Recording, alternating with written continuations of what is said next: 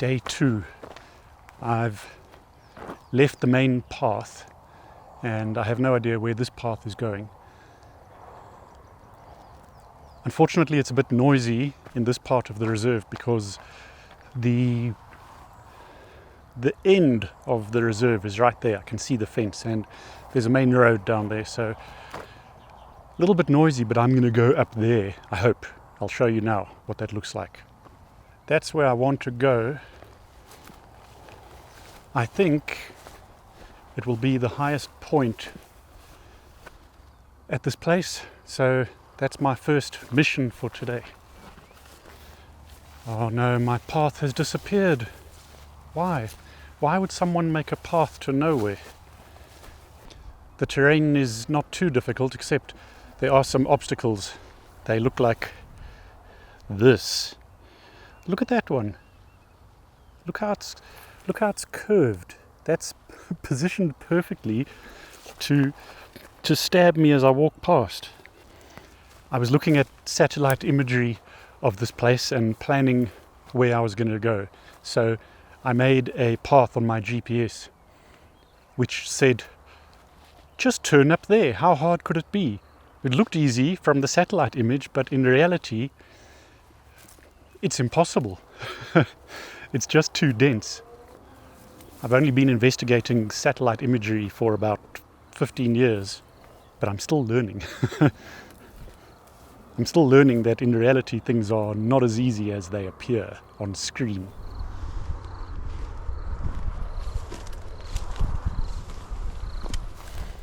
I can get where I need to be. In other words, the path that I put on my GPS, if I walk about 600 meters that way. And my pathway that I was following has disappeared. It was a path to nowhere. That can't be too difficult up there. Just a few trees to get through.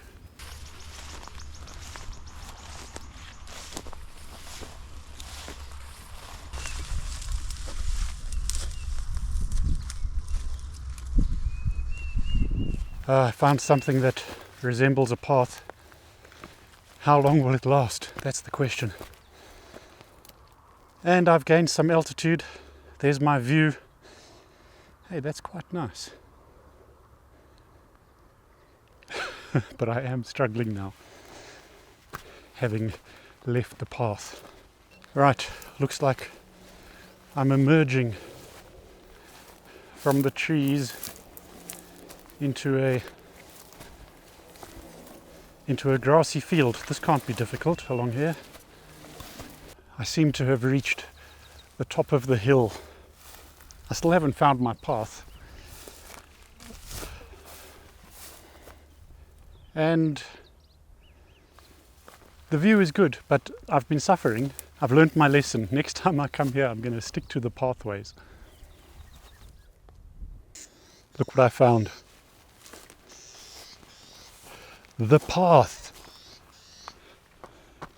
I'm so happy. Right, so I think my next stop is going to be the ruins. Walking down in the valley with the pipe going over it, is not really so exciting. But up here, it's become really spectacular in a serene kind of way. Look at this. It's definitely worth a visit, and it's not difficult to get up here if you don't make the mistake that I made, which was following the path to nowhere.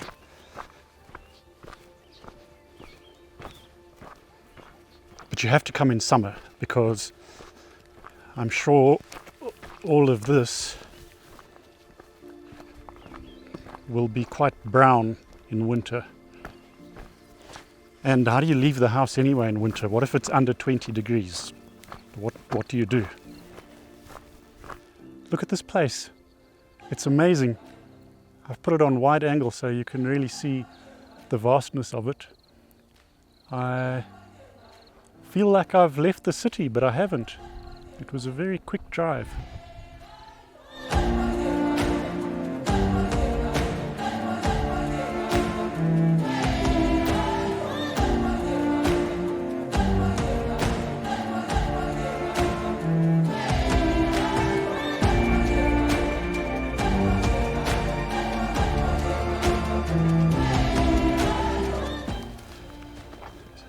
Take care of this beautiful nature reserve. It will take care of you. Directions on how to use a dustbin. A lot of people aren't actually so confident with that process of using a dustbin. But now look what I found here. It is a circle of rock.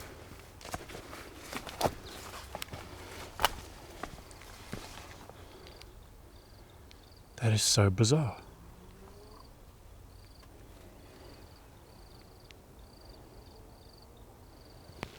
Why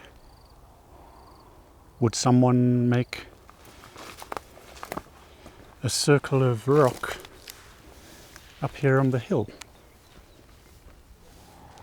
Here's another circle built out of rocks.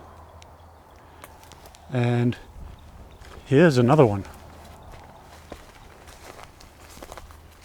This one has seen better days. How old are these, I wonder, because look how overgrown they are.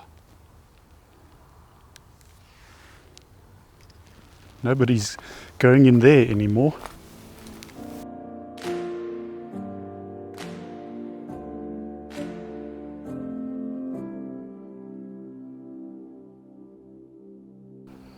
I've been walking for a long time and I found a little structure. Look at this. And I think now it's time for me to give you the history lesson. I actually wrote down some history. So there was a guy called Sarel Johannes Maree. He was a voortrekker, one of those people who voortrekt.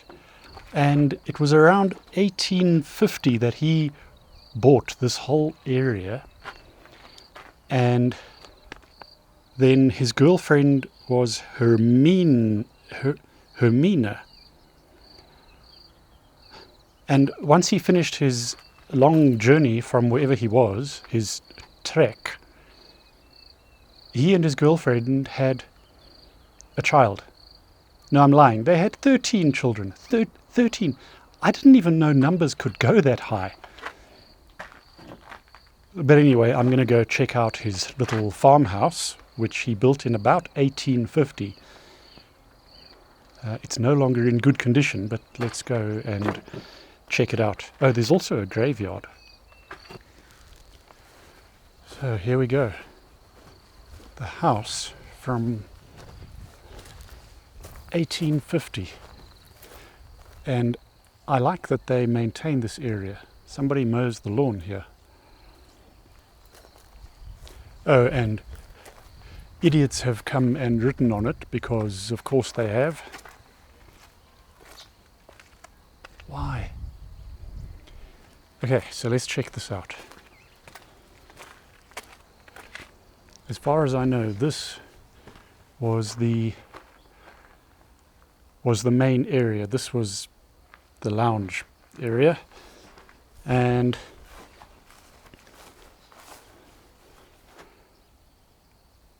it's built out of clay bricks, which apparently were made here on the farm.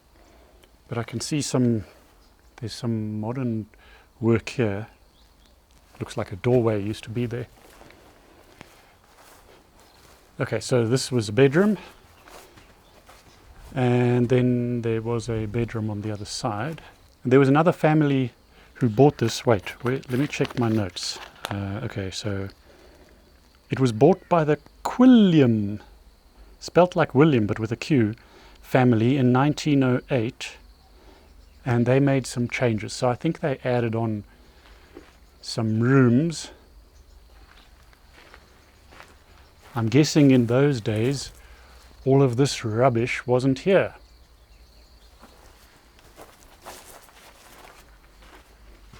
But the original house just had the main kitchen area and the main living area and a room on each side. And this was the kitchen.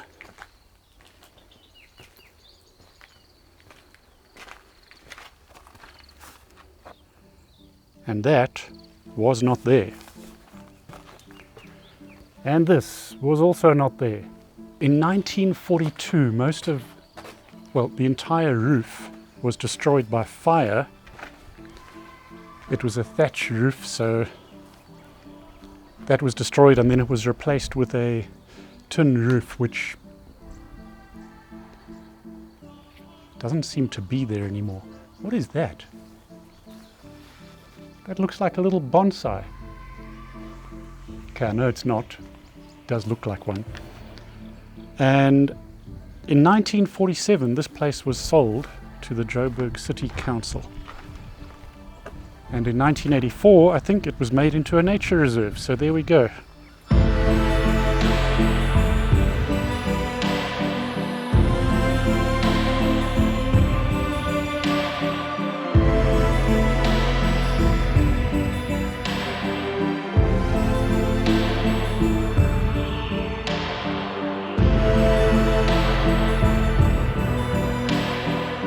Hey, what's that?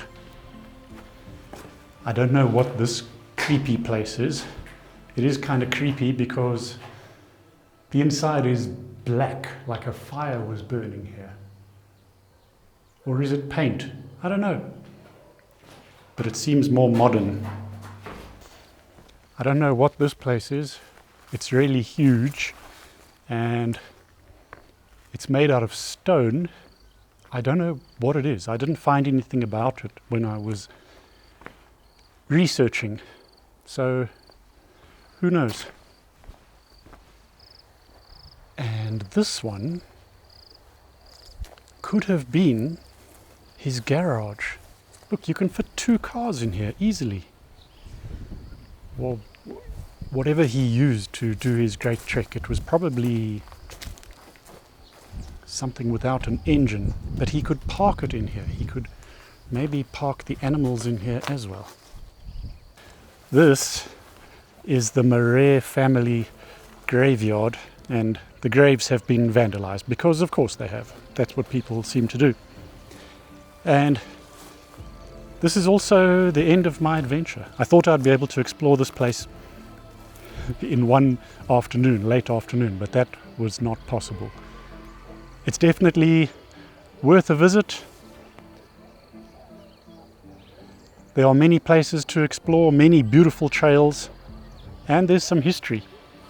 That's it for today. Thank you so much for watching.